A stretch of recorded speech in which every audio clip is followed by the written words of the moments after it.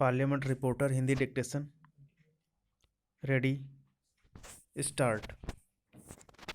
कोविड-19 के खिलाफ दुनिया के सबसे बड़े टीकाकरण अभियान की आज शुरुआत हो रही है।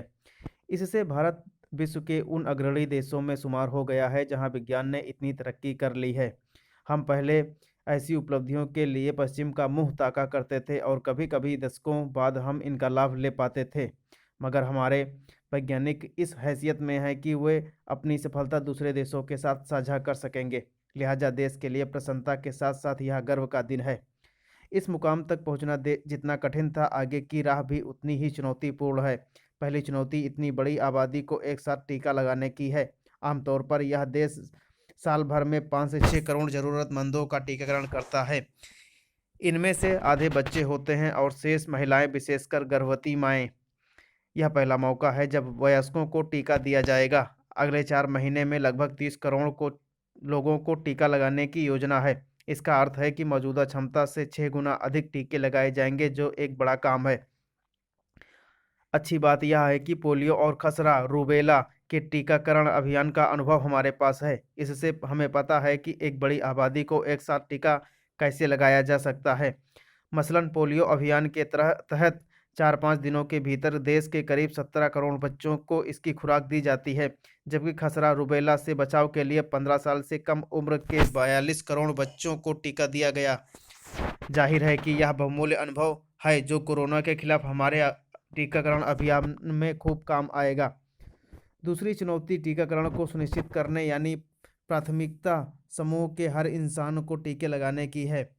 मानव शरीर कोरोना वायरस के खिलाफ तभी प्रतिरोधक क्षमता विकसित करेगा जब वैक्सीन की दोनों खुराक उसे दी जाएंगी। अपने यहाँ बच्चों के लिए टीकाकरण कार्ड उपलब्ध है, लेकिन वयस्कों के लिए ऐसी कोई परंपरा नहीं रही है। इस चुनौती से पार पाने के लिए एक खास तरीका अपनाया गया है। टीकाकरण केंद्रों पर टीके की उपलब्धता सुनिश्चित कराने के लिए हमारे पास पहले से एक सॉफ्टवेयर प्लेटफॉर्म है, जिसे केंद्रीय एजेंसियां सीधे निगरानी कर सकती हैं।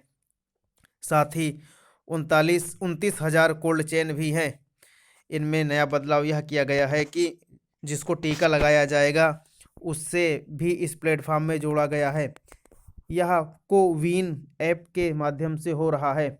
अभी पहले हर व्यक्ति इस ऐप का इस्तेमाल नहीं कर सकता, लेकिन जल्द ही यह सबके लिए उपलब्ध हो जाएगा। इसके साथ साथ देशव्यापी AEFI सर्विलांस तंत्र भी बनाया गया है, जो टीका लगे व्यक्ति में किसी तरह के नकारात्मक असर को होने पर तुरंत सक्रिय हो जाएगा। ऐसा सिस्टम पहले से अपने यहाँ मौजूद है, लेकिन इस बार वयस्कों को टीका लगाया जाना है, इसलिए इस टीम में वयस्कों के विशेषज्ञ डॉक्टरों को भी शामिल किया गया है। यह टीम किसी भी प्रतिकूल असर या घटना पर तुरंत हरकत में आ जाएगी। तीसरी चुनौती है कि कम वक्त में अधिक लोगों को टीका लगाना। इस मुश्किल को दूर करने के लिए न तो सिर्फ टीके की उपलब्धता बढ़ाई जाएगी, बल्कि आम लोगों तक इसे पहुंचाया भी जाएगा। उम्मीद है कि अगले 3-4 महीने में प्राथमिकता सूची के तमाम लोगों को टीका लगा दिया जाएगा।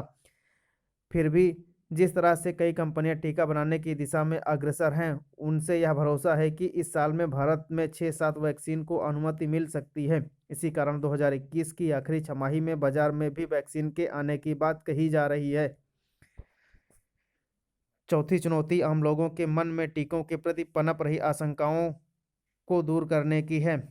सरकार ने एक कम्युनिकेशन प्रोग्राम बनाया है, जिसके तहत आशा और आंगनबाड़ी सेविकाओं व सार्वजनिक सूचना के माध्यम से लोगों को संदेह दूर किए जा रहे हैं।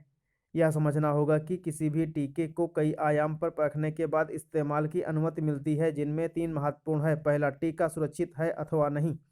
दूसरा, यह शरीर में कितनी प्रतिरोधक क्षमता विकसित करता है। और तीसरा, यह एक बड़ी आबादी पर कितना प्रभावी है।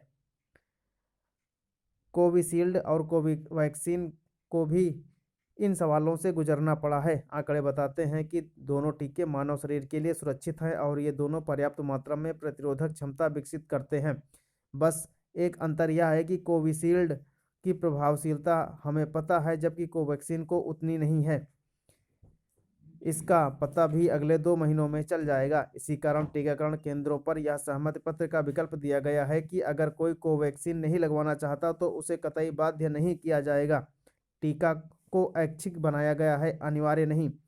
किस केंद्र पर कौन सा टीका उपलब्ध है, इसकी जानकारी पहले से लोगों को दे दी जाएगी। पहली खुराक के 28 दिन बाद टीके की दूसरी खुराक लगाई जाएगी और उसके 2 हफ्ते बाद शरीर कोरोना वायरस के खिलाफ तैयार हो जाएगा।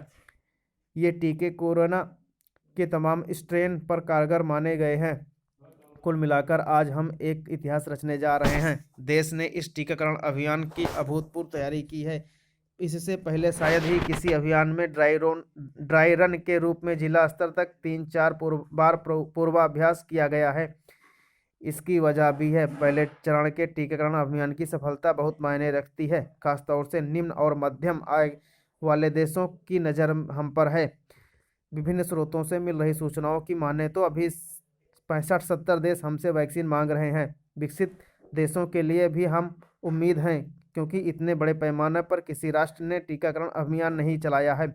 जाहिर है भारत अगुवाई वाला देश बन गया है और टीकाकरण अभियान की सफलता से उसकी हैसियत में खासा इजाफा होगा।